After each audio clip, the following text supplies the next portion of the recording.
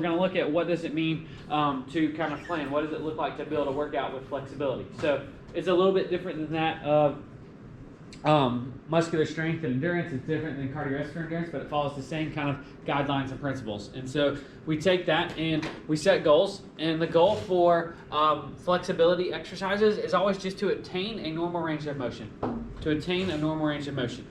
And the reason we keep it so general is the fact that, well, when we look at it, every joint is going to have a different range of motion, right? And so we want to make sure that it's normal for all those joints, but also is my range of motion going to be different maybe than your range of motion in the same joint? Yeah, it very well could be. So we leave it pretty general, and that's pretty much everyone's goal. We know that you being so flexible to fit yourself in a suitcase isn't going to help you any more than just having a normal range of motion, right? So after we do that, we use the FIT principle, again, the FIT principle, in order to actually program. We use the same thing, and it looks similar to some of our other things, but it's just not quite as complicated. So what's the F in FIT stand for? Frequency. So how many days per week? So we say at a minimum you should be doing flexibility exercises 2 to 3 days per week. You can do it at any point. You can do it before exercise, during exercise, not even attached to other exercises, or we just want to make sure if we do static style stretches that we do them after exercise so we don't hurt ourselves or hurt performance. Okay? So frequency 2 to 3 days per week. Can we do it more than that? Yeah, we definitely can. Some people do it before a workout, after a workout, multiple times a day, every single day of the week, and there's nothing wrong with that. But at a minimum, we want to do it 2 or 3 days per week to see those health benefits. But we could do it more. We just want to be careful not to injure ourselves. What's the I in FIT stand for? Intensity. So how hard is that? Remember with weight training exercises, we did the weight itself. With cardiovascular endurance exercises, we kind of looked at more the heart rate and things like that. But when it comes to intensity with flexibility, we simply say the intensity should be mildly, a mild discomfort or mildly discomfortable. So what we're saying is that when you do a stretch, it should be a little bit uncomfortable, okay? So think about reaching down, touching your toes. That's kind of stretching the back of your leg, your hamstring. When you do that, you should be able to feel it. Kind of here, if you don't have any pain, a little bit of pain, there's no gain happening because we're not stretching that muscle enough to have benefits occur. So if you're not feeling something, it's not hard enough. If you're doing it and you feel like you're about to rip your muscle apart, that's too much, right? It should be something we can do we can hold it there for 10 minutes, but we probably don't want to. Does that make sense? Right? So a mild discomfort is the intensity. What's the first T stand for, typically? Time. Yeah, we've kind of kept them in the same order. Either the T's could go back and forth, but in this case, it's time. And so how long are we going to do it? Well, each exercise, you're going to do each exercise for 10 to 30 seconds. So you're going to kind of hold that stretch or do that stretch for 10 to 30 seconds. Then you're going to rest somewhere between 30 and 60 seconds. You're going to do each stretch for 2 to 4 times. Okay? And so you should do a variety of different stretches that incorporate pretty much all of the joints in your body. Some stretches do engage multiple joints. That's fine. But we want to make sure that we get every joint kind of in the body, especially those big ones. So again, thinking about reaching down, touching your toes. When you go to reach for your toes and try to touch it, you're going to hold that for 10 to 30 seconds with mild discomfort. Typically, beginners are going to be at the 10-second mark, and as you get better, you'll go more towards the 30. After you hold that for 10 seconds, you're going to come up and just kind of let that relax for about 30 seconds to a minute. And then you're going to do it again. Hold it for 10 seconds, and boom, you've done that 2 times, and now you've completed that stretch for that particular joint and those muscles. Okay? As you advance, you may want to do it 4. If you're extra tired or just other things going on, you may want to do it for 4 reps instead of just 2. Makes sense so far, right? Pretty simple. And then finally, the last T stands for what? Tight. Yep, we got it right there on the screen, right? Easy enough. So, tight. Realize there are 4 different types of stretches that we can do, typically when we look at it. There are 4 types of stretches we can do, and one of those has 2 different ways that we can do it. We're going to start with the ones that we are most familiar with and then kind of jump around and get the rest of them. So the one that you guys are most familiar with, we've even talked about before, is static stretches. What does static mean? Still, right? Yeah, so still, no movement's occurring. So what's a good example of a static stretch where no movement happens? Reaching for the remote would be one of them. Yeah, for sure. What's an actual stretch we could do that way? Typically, we're not stretching, or like that's on our exercise for the day, remote reaches. It's a very typical stretch where I just stay still and I'm stretching muscles. All of you have done it. Yeah, yeah. Reaching down and touching your toes, right? If I go down and I try to touch my toes, am I moving? No. Do what? Well, I do initially to get there, right? But like once I'm doing it, am I moving? No. So reaching down and touching your toes is a static style stretch. It's what you're most familiar with. You kind of get in that position, you hold it there with that discomfort, and then we see that stretching of the muscle, that improvement in flexibility over time. Realize static stretches should always be done after exercise. Don't do them before. So we've got static stretches. Those are good. There's nothing wrong with them. But we also have dynamic stretches. What's dynamic mean? It means that we have movement. And we've talked some about dynamic stretches already. That's where we go from static, that's staying still, to dynamic, which is moving. So how do I take reaching down and touching my toes and turn that into something that is dynamic? Take that static stretch and make it dynamic. Multiple times? So going down, coming back up, going down, coming back up isn't quite dynamic, right? Isn't quite dynamic. We need something more natural. Okay, lunges would be a good example. We can get a good stretch from doing lunges, especially if we really pull that out there, right? Like stretch that out. That's one way. Another way that we would typically see that is kind of toe touches. So I was reaching down, like trying to get my toes, but if I simply kick my leg up and try to touch my toe, I'm getting the exact same stretch. Stretching my hamstring, but now we're doing it in a dynamic nature, so movement occurs. Which one do you think we're going to see more benefits from, or we're going to see better improvements from? Static style stretches or dynamic? Dynamic, why? We're moving up more, we're moving more, it's warming up our body, and at the end of the day, it's what we actually do on a day-to-day basis, right? It's what we're actually doing when that happens. This is the way we actually move. We are flexible, so it translates better into our daily movement. If you drop something on the ground, right? Like if I drop this on the ground, I simply, when I go to pick it up, I just kind of reach down and grab it, right? Like that's dynamic, we're moving. No one sits here and drops a remote and it's like, oh, don't worry guys, I got it. You come down here and you're like, nope, hold on, I got it. Just wait, right? You don't do that type of thing. So while they're good, we know dynamics a little bit better because it translates into everyday movement a little bit better as well. It's what we actually are doing. Does that make sense so far? Right?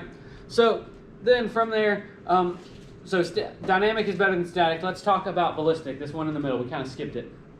Ballistic is kind of a hybrid between static and dynamic. It's kind of in between. Ballistic also goes by another name that starts with a B. What's another way we could describe ballistic exercises? It's another word we could use instead of ballistic. It starts with a B. You may do this with a ball. Bounce, or bouncing style stretches is another way that ballistic is referred to as. So if we're going to go use that toe touch, or we use that reaching down and touch the toes, we have it statically, we have it dynamically. How do I turn it into a ballistic stretch, a bouncing style stretch?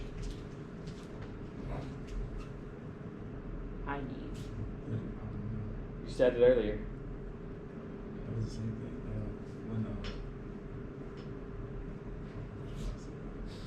thing. Do what?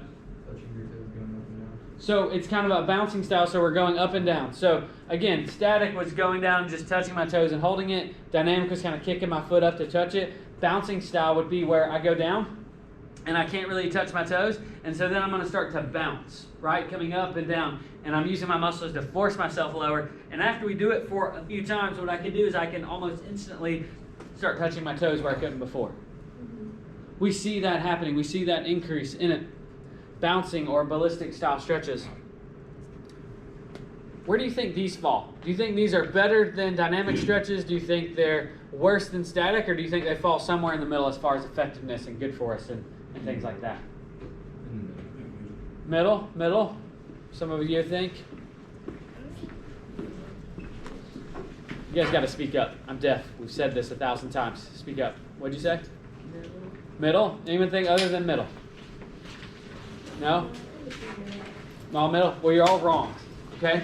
This is the best one. No, it's actually the worst one. You should never do ballistic style stretching at all. You should never, ever do ballistic style stretches. You should never do bouncing style stretches, ever.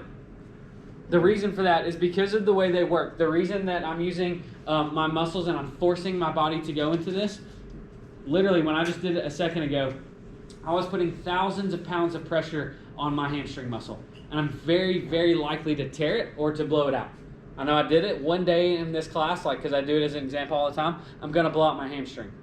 It's very dangerous and should never be done bouncing. And actually, there's no real benefit seen from it. You're not making yourself more flexible. Does that make sense? So, yeah, bouncing style or ballistic style stretches should never be done. Okay. So with that, we want to make sure we never do those. Static's pretty good for us. Dynamics even better. Okay. And so then we have our last style of stretching. Which is called proprioceptive neuromuscular facilitation. Proprioceptive neuromuscular facilitation, or PNF style stretches. Okay. These stretches,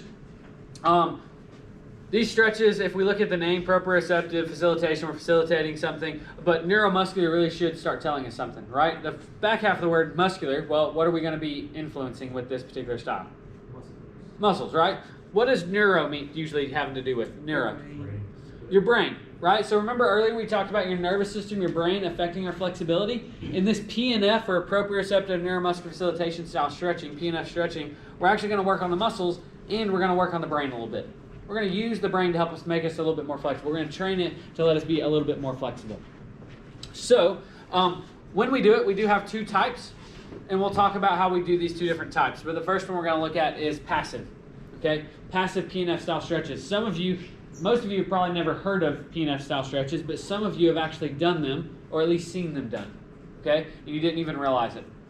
So when we look at PNF style stretches, have you guys ever watched a sporting event and then like someone kind of like hurts their hamstring, right?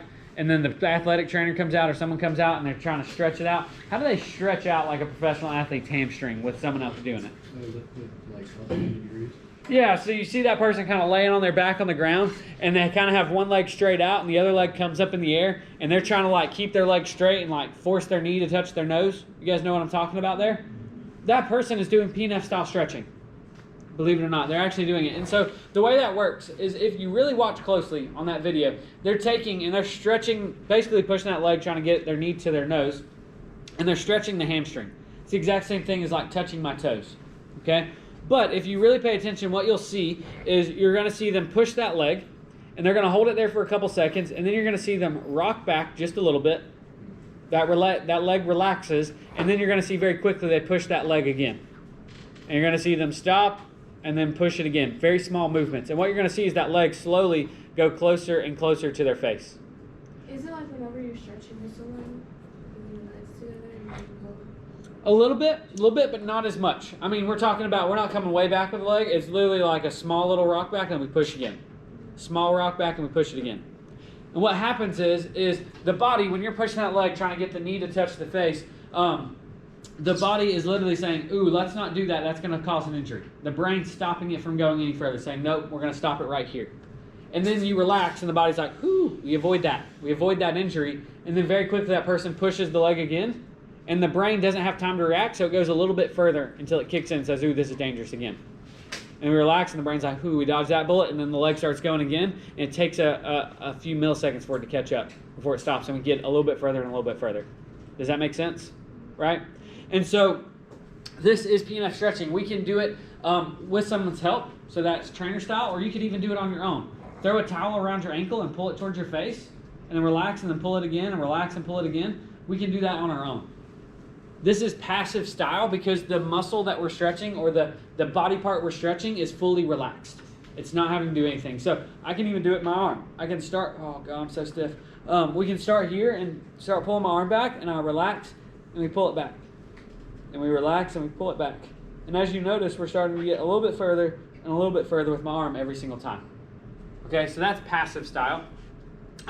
Or that's proprioceptive neuromuscular facilitation. That's awesome. So with PNF stretching, where do you think this falls in this system?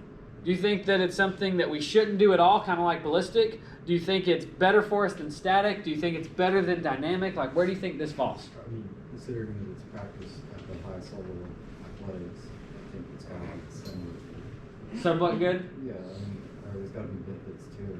Yeah. So where do you think it falls? Is it the best? Is it second? Is it third? Second. Second? Anyone I else? think it's the first. I heard third, I heard first. We would actually consider this some of the best stretching we can do. Probably number one. We'd probably say PNF is going to show the most benefits, have you get flexible the most.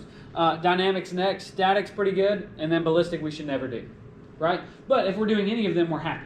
If we're doing any of them, we're going to see improvements, we're going to see benefits. So that was passive style. Passive is there, and then let's talk about active. Let's talk about active as well. Active looks the same, except now the body part that is being stretched has to do a little bit of work. Okay? So the way that would work is, think about that athlete on the ground, right? Like I'm an athletic trainer and I was pushing their leg back and forth and they were just relaxed. Active style, what happens is I'm pushing their leg, trying to get their knee to touch their face, okay? And then all of a sudden I relax. But this time when I relax their leg, I'm going to tell them to try to push me down with it. Try to straighten out their leg and push me to the ground. Does that make sense? So they're trying to push on me, but I'm not going to let them. They're just pushing up against on me. And then what I'm going to tell them is relax. And as soon as they relax, I'm going to push that leg. And we're going to hold it there. And then I'm going to say, okay, try to push me down. Try to push me down, push me down, push me down. Okay, and stop. And I'm going to push that leg. And you're going to watch it move and go closer and closer to their face. Same thing would happen if you put a towel. You just pull against the towel, but don't let it go. If I use my arm here, I'm pulling it back. And then what I'm going to do is I'm going to try to pull my arm away. Right? Like I'm pulling it away and we relax. And I pull it further. And we pull it away and then I pull it back further. This is where it's active. Okay? That body part is being active. And this allows us to see a greater range of motion by tricking the brain. Like we're actually using the nervous system, because when the body is trying to straighten the leg out, when I'm trying to literally straighten it out, the brain has no concern about that leg coming at my face because I'm actively trying to keep it from there. And then we relax and that leg immediately starts going towards my face.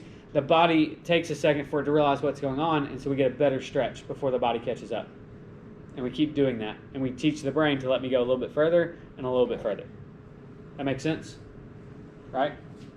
Between passive and active, which one might be a little bit more effective?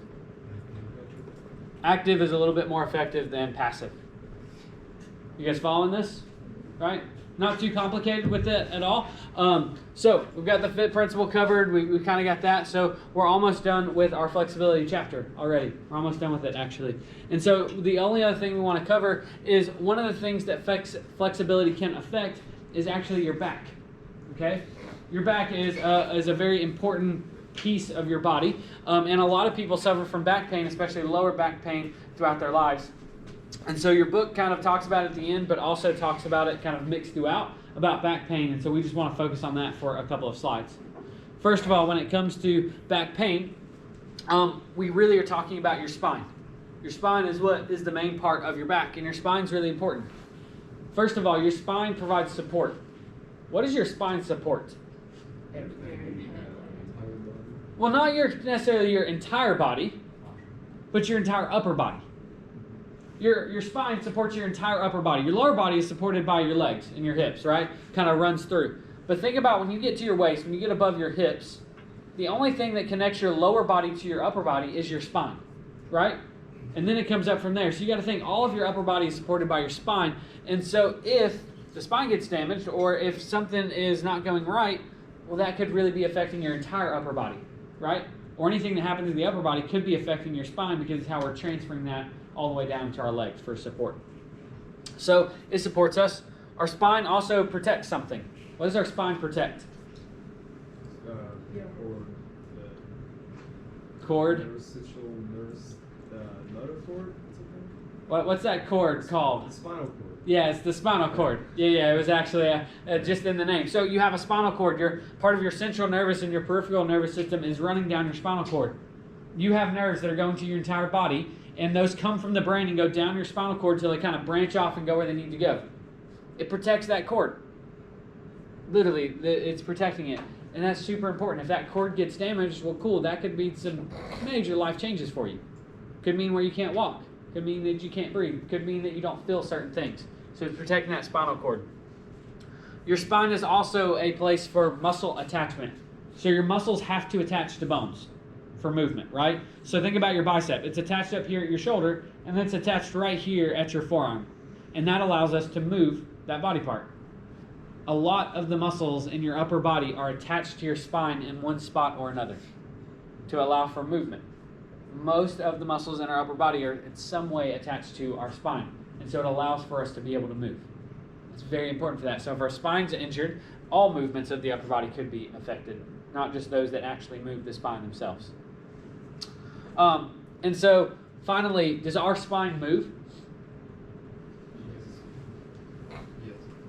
Yeah, it does. Our spine is not a giant solid metal rod.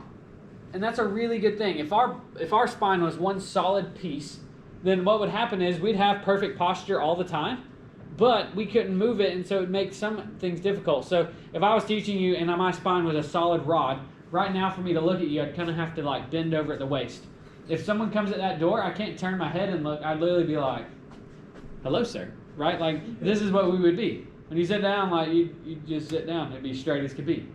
We couldn't move it. But your spine is actually made up of a number of different bones that allow for movement to occur. And this is a really, really good thing.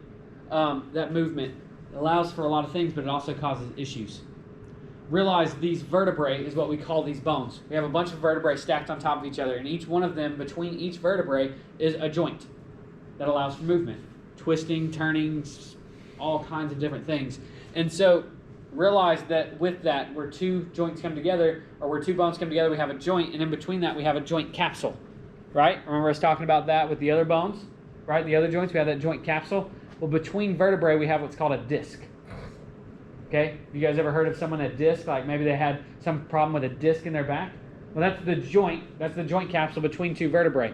Again, think about it kind of like a Tide Pod. Look at those little Tide Pod between each vertebrae. It cushions it so they don't rub against each other.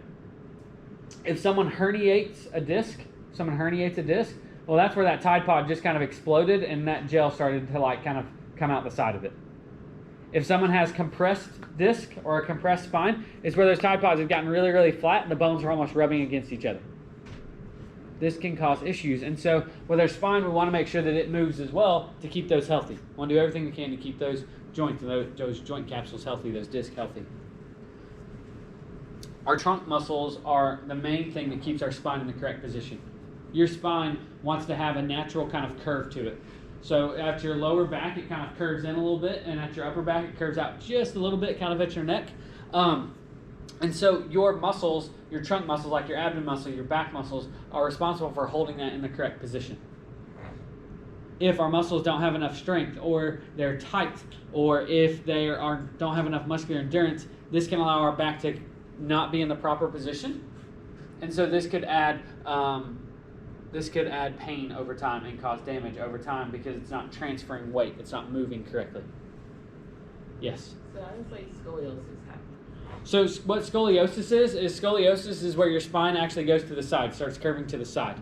So your spine should be kind of straight up and down. Like if you were to look at my back, you'd see it go straight. And if it starts to curve to the side, that's scoliosis. And it's kind of more, there are certain things that could cause it, but mostly it's kind of in your genes. And what happens to those people that have scoliosis is doctors literally go in and put metal rods in their back to keep their spine straight. They attach it to it. And I've got some friends with it, and so that affects their back a lot. They can't move their upper back because the people I know, it's typically in their upper back. They can't turn their upper back like I can with my shoulders. It is more rigid. And so this can cause issues over time as well. It's better for them that way, but it definitely can lead to some issues if not treated correctly. Does that make sense? So what do you think are what are some things that may increase your chance of having lower back pain or things that increase lower back pain? What do you guys think? Yeah, improper. So improper form, doing anything, right? It could be weightlifting, it could be sitting, it could be standing up, right? Think about, like, you guys see my posture, it's not the greatest, right? Over time, if I'm like this for a long period of time, could that lead to some back pain? For sure, right? Not doing things properly. How should we lift something heavy off the ground? With our legs, right? We try to keep our spine nice and straight. Well, when we bend over at our spine and start lifting, we put a lot of pressure on those discs and a lot of pressure on those muscles, and that could pull it out of place or pull it in the wrong direction and cause back injuries. What else could lead to lower back pain?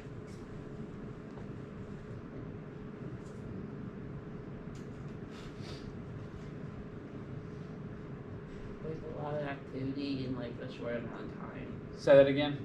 So like a lot of activity in like a short amount of time. So maybe a lot of activity. So if we overloaded the spine, right, put too much weight on our upper body, could that hurt our back? For sure, if we don't do it properly. If my muscles get tired, right? Like think about if my muscles in my upper back get tired or my lower back get tired, could that cause some pain because they can't hold my spine in the correct position?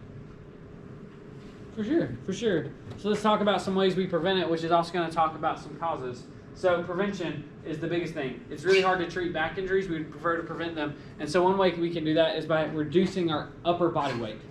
Reducing our upper body weight.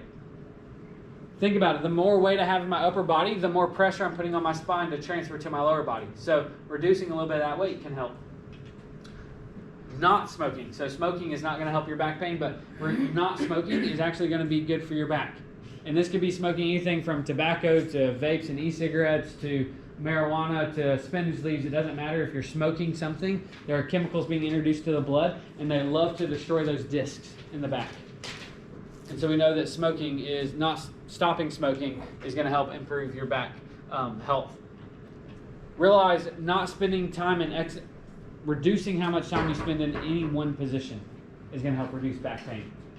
Anytime that you spend a lot of time in one position, whether this be standing, sitting, whatever, single position for a long time, is going to increase your likelihood of developing back pain.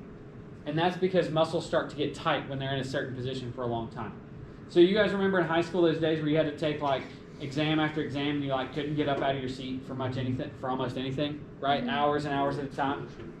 Yeah, I hated those for many reasons. But do you guys remember after sitting in that chair for 4 or 5 hours, like it's finally like, they're like, all right, you guys can get up, you're done. And you go to stand up out of that chair and you're like, right? And like you can't, like your butt's like feels like it's sticking out. Like the muscles right here, your hip flexors are like super tight and you can't fully extend, or it's like really hard to. What happened is when you were sitting, these muscles right here got super, super tight. They crunched up and they just wanted to stay there.